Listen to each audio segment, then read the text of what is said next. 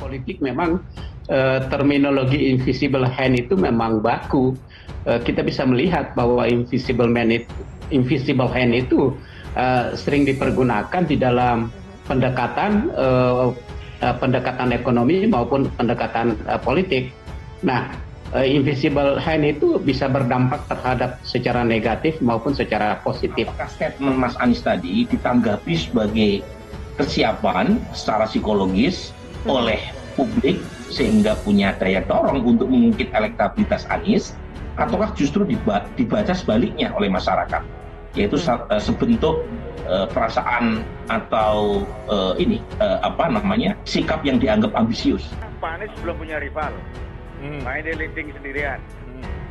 Yang kedua, Pak Anies harus menuntaskan program Jakarta dulu, salah satunya program pengentasan banjir. Maka yang harus dikejut ketika Pak Anies ingin 2024 jalannya mulus, maka selesaikan dulu persoalan banjir Jakarta. 2 tahun yang tersisa ini Pak Anies harus kerja keras bagaimana menuntaskan banjir sehingga warga Jakarta akan memberikan penilaian positif pada Pak Anies. Yang pertama, intensitas turun hujan, frekuensi dan jumlah curah hujan itu begitu tinggi. Itu faktor. Tapi tetap namanya gubernur harus juga care.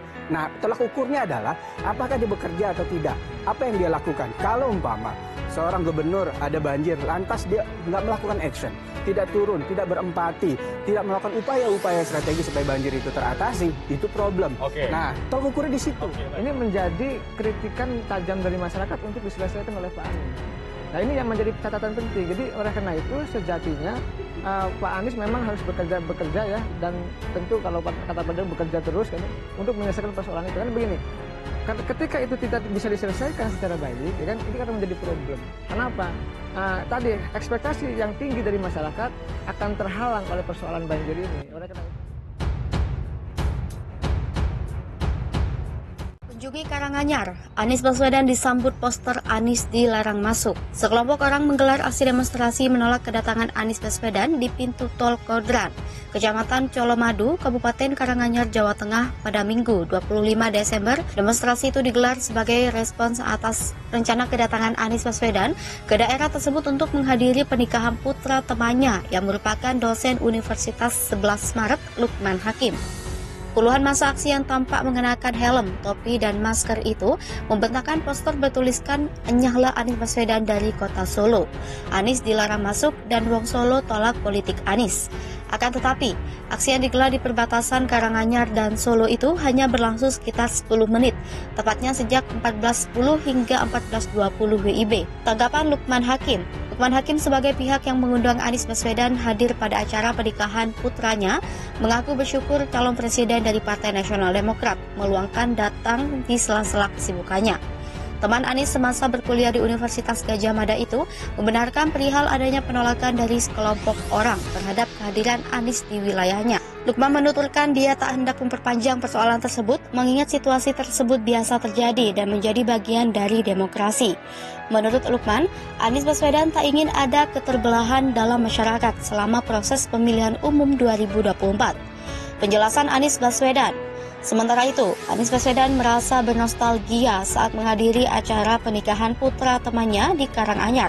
Anies menjelaskan usai menghadiri acara pernikahan putra Lukman Hakim, dia berencana datang ke acara relawannya di Kota Solo, Jateng. Survei Capres SMRC, Ganjar Pranowo masih peringkat 1, Anies Baswedan merangsek.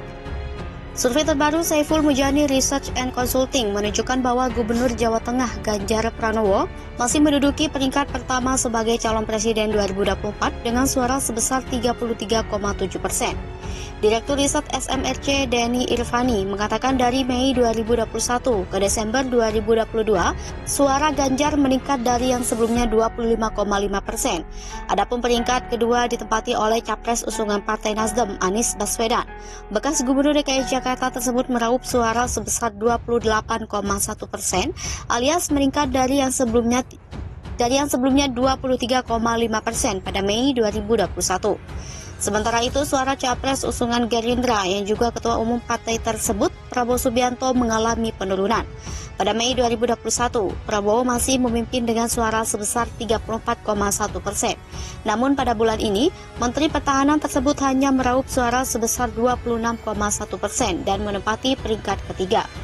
Kendati demikian, Denny mengatakan ketiga bakal capres tersebut belum ada yang meraup suara di atas 50%. Oleh sebab itu, hingga saat ini, Denny mengatakan gelaran pemilihan presiden 2024 akan berlangsung 2 putaran. Denny menuturkan dari perbandingan hasil survei pada Mei 2021 hingga Desember 2022, perubahan preferensi pemilih tertangkap jelas. Anies Baswedan menyalip posisi Prabowo Subianto, namun Ganjar Pranowo masih memimpin. Tapi kata Denny, posisi Ganjar di peringkat 1 belum bisa dibilang aman. Pasalnya Anies membuktikan bisa menyalip Prabowo di peringkat kedua. Survei SMRC ini digelar pada 3-11 Desember 2022 melalui wawancara tatap muka. Responden survei sebanyak 129 orang dipilih dengan metode multi-stick random sampling. Sementara itu, margin of error hasil survei sebesar kurang lebih 3,1% pada tingkat kepercayaan 95%. Di hadapan Jokowi, Oso tegaskan tidak dukung Anies Baswedan. Ketua Umum Partai Hanura Usman Sabtaodang atau biasa disapa Oso menegaskan agar tidak menyatakan mendukung Anies Baswedan untuk Pilpres 2024. Menurut Oso, informasi terkait dukungan terhadap Anies merupakan hoax. Hal ini disampaikan Oso di hadapan Presiden Joko Widodo yang menghadiri acara puncak hari ulang tahun ke-16 Partai Hanura di Jakarta Convention Center, Rabu 21 Desember 2022. Selain Jokowi, hadir juga Wakil Presiden Kiai Ma'ruf Amin. Oso mengatakan pidatonya dipelintir seolah-olah dirinya mendukung Anies, lalu disebarkan ke media sosial. Dia kecewa dengan pihak-pihak yang tidak bertanggung jawab memanipulasi pidatonya.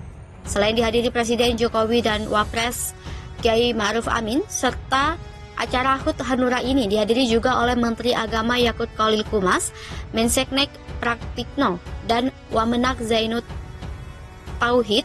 Hadir juga perwakilan partai-partai politik seperti Sekretaris Jenderal PDI Perjuangan Hasto Kristianto, Sekjen Partai Golkar Lodewijk Friedrich Paulus, Sekjen Partai Persatuan Pembangunan M. Arwani Tomafi, Wakil Ketua Umum PKB Jazilul Fawaid, dan Ketua DPP Partai Solidaritas Indonesia Isyana Bagus Oka. Sebelumnya, Sekjen DPP Partai Hanura Kodrat Shah mengatakan Oso tidak pernah mengeluarkan pernyataan maupun deklarasi untuk mendukung Anies Baswedan. Hanura dan Oso, kata dia, sedang menunggu arahan Presiden Joko Widodo soal Capres dan Cawapres di Pilpres 2024. Diberitakan video berisi narasi Ketua Umum Partai Hanura, Usman Sabtaodang, mendukung Anies Baswedan sebagai Capres viral di media sosial.